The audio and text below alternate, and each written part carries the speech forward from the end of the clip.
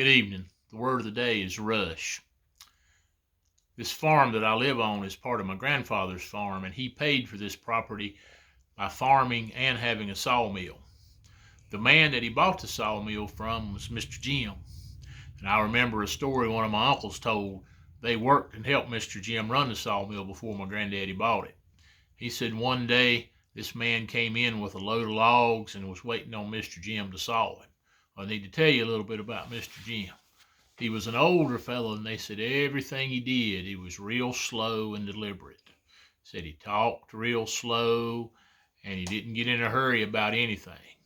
Mr. Jim was sitting there sharpening the saw that morning, and the man looked over at my uncle and said, "Isn't that old man ever going to get to sawing?" And my uncle said, "I noticed Mr. Jim just kind of pulled his glasses down and looked up, but he didn't say anything."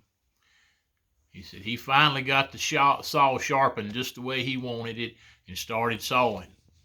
And he said, I noticed he started pulling on them levers pretty hard. He said when we broke for lunch and come back, said that man come back with two great big men to help him. And said Mr. Jim pulled his glasses down and looked over at me, said, "Reckon he's going to talk about me anymore?"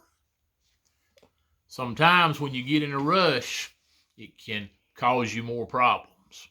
We don't need to rush out of this pandemic. We need to take our time and make sure that things are really so we can move on and get back to what we think of as more normal. So don't rush into something you don't need to. Have a great day.